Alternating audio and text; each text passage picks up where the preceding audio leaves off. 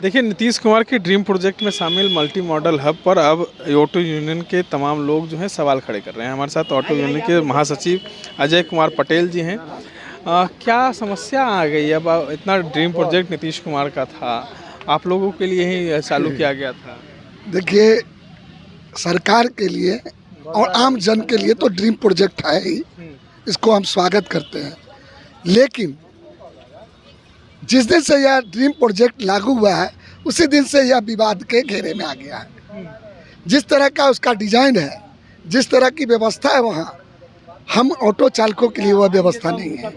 वो multi modal hub इसलिए बनाया गया है कि पटना के गांधी मैदान के बगल में जो बस स्टॉप था, जो परिवहन निगम की बसें लगती थी, उसको सरकार नीलाम कर करके किसी निजी आदमी के हवाले कर दिया है। निजी आदमी जी।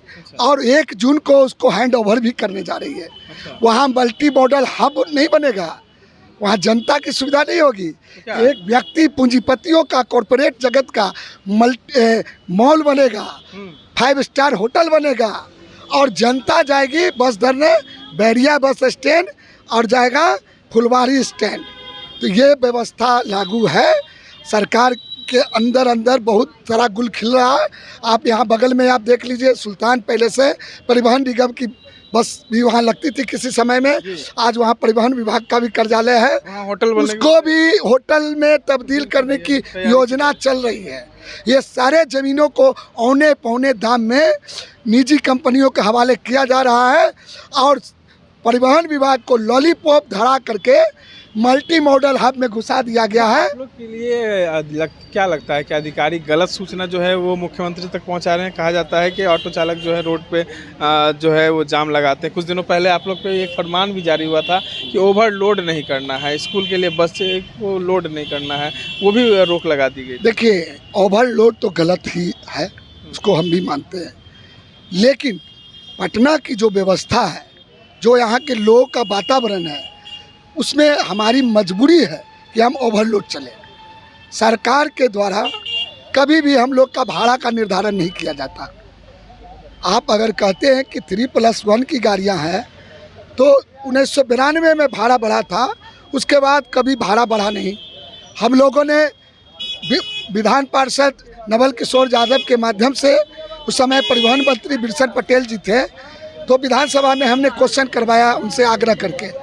और उसके बाद 1992 के बाद 14-15 वर्षों के बाद 2013 में ऑटो का भाड़ा निर्धारण हुआ और 2013 से लेके अब तक आज हमारे 2025 में हम पहुंच गए, यानी 12 बरस हो चुके हैं, अभी तक ऑटो का कोई भाड़ा निर्धारण नहीं हुआ। तो आप लोग को नहीं देख रही है? ये किस तरह का भेदभाव? आप लोग को नहीं देख रही है? सरकार सिर्फ टैक्स लेना जानती है, अब वोट लेना जानती है।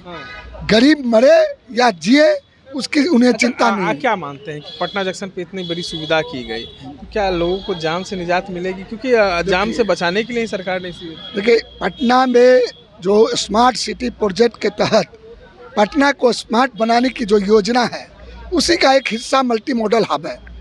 और हमें नहीं लगता कि मल्टी मॉडल हब के बनने से जो गरीब मजदूर किसान हैं, जो रोड पर रह करके फुटपाथ दुकान चलाने वाले लोग हैं और रोड पर, सड़क पर अपने ऑटो और ई रिक्शा को प्रचालित करने वाले लोग हैं, उससे उनका कोई भला होने जा रहा है। और उल्टा मल्टी मॉडल हब जैसे एक हाई प्रोफाइल प्रोजेक्ट को लागू होने से उन गरीबों मजदूरों को, ऑटो चालकों, ई रिक्शा का रोजगार समाप्त करने का एक सुनियोजित साजिश है।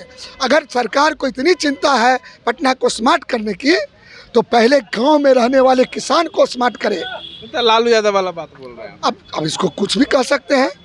गांव को स्मार्ट करे, गांव के किसानों को स्मार्ट करे और उनके सड़कों को स्मार्ट करे, उनको आने जाने की सुविधा दे, ऑटोमेटिक पूरा बिहार स्मार्ट हो जाएगा। चलिए, काहे नाराज हो गए? इतना नीतीश कुमार का ड्रीम प्रोजेक्ट है, काहे नाराज हो गए? हम लोग नाराज होंगे नहीं भैया। एक ऑटो चलाने वाला आदमी ऑटो चलाते चलाते 1985-91 से हम चला रहे हैं ऑटो। छोटे छोटे बच्चों को पाले, शादी ब्याह किए, इसी से बाल बच्चा बड़ा हो गया, ऑटो चला रहे हैं। आज के डेट में हमारा रोजगार छीना जा रहा है, क्योंकि हम लोग जीपीओ गोलंबर से गाड़ी चलाते हैं। फुल्ली एसी दे दिए, फुल्ली एसी दे दिए। वो एसी के लिए हम लोग के लिए, गाड़ी के लिए लायक नहीं है। ऊपर तो पहले ही हम लोग को टेम्पू चलाया गया।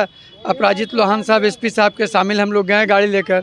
ऊपर में कार का बोर्ड लगा हुआ है कि कार पार्किंग है, बोले इसको हटा के ऑटो पार्किंग लिखेंगे, तो अब तक नहीं लिखाया है। हम लोग गाड़ी ऊपर शौक से एक दिन चढ़ाएँ कि चलो शौक से उमंग में चढ़ाएँ भी, मगर न गाड़ी चढ़ पाया, धक्का दे के चढ़ाने पड़ा गाड़ी को।